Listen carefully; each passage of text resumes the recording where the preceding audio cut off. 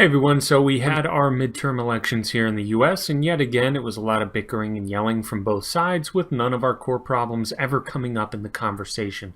Now I will say this, and maybe this is immature of me, but I do like to see Democrats lose over Republicans, only because when Democrats lose, their meltdowns are a lot more public and apocalyptic. That is never boring to watch. But really, whether it's Democrats or Republicans' rhetoric sometimes might sound better, I will grant them that much, but that's about it. When did we hear during this election cycle about the Federal Reserve and central banking? Whenever I bring this up, I feel like I'm asking too much of our politicians. But remember in 2008 when Ron Paul incessantly brought that small detail up?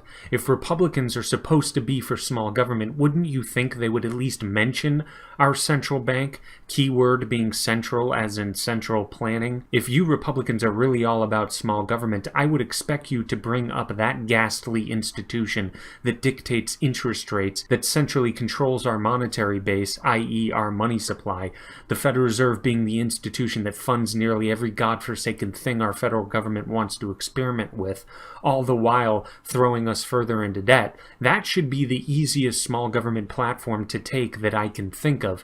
And you know, that used to actually be a huge issue at the birth of the US and for quite a long time afterwards. Central banking was fought against tooth and nail by those who valued a less powerful and less centralized power structure. And the fact that Republicans fail miserably on this, election after election, is completely unforgivable. They won't even bring it up. So I'm left wondering why I should even care about who wins our elections. Or we could bring up the war on drugs. When was a sensible opinion even uttered during the election about the fact that we still throw people into cages as if they were animals because of illegal plant life and what they decide to do on their own time, on their own property, to their own bodies? The election comes and goes, and no one says a word on this. How about civil asset forfeiture, wherein our government does not even have the courtesy to charge and try someone for a crime? They quite literally just throw an accusation out there and then seize their assets or steal their money. I did not hear any politician talking about that injustice.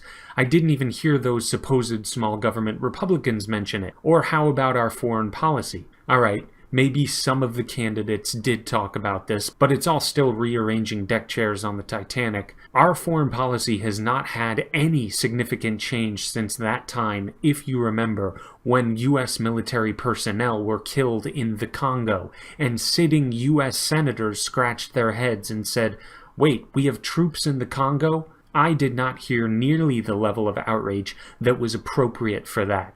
If that does not convince you that both parties are as incompetent as a group of people could possibly be, then I really have no idea what will. Or how about the small debt we have as a country? What is it, $21 trillion and some change? You hear little whispers about it from politicians, but you really don't hear the appropriate level of outrage given that $21 trillion of debt, and that's not even counting the unfunded liabilities, which takes it over to over $75 trillion over the next few decades. But you don't hear even close to the appropriate amount of outrage over this, with the exception maybe of Rand Paul. I do actually enjoy when he points the finger in the faces of Republicans and asks, "Who the hell are you and what have you become? Are you not supposed to be the party of small government? Do I even need to explain how incoherent you and the Republican Party has become?" And as satisfying as that is to hear, that's like finding a drop of water while lost in the Sahara Desert, a little too little and a little too late.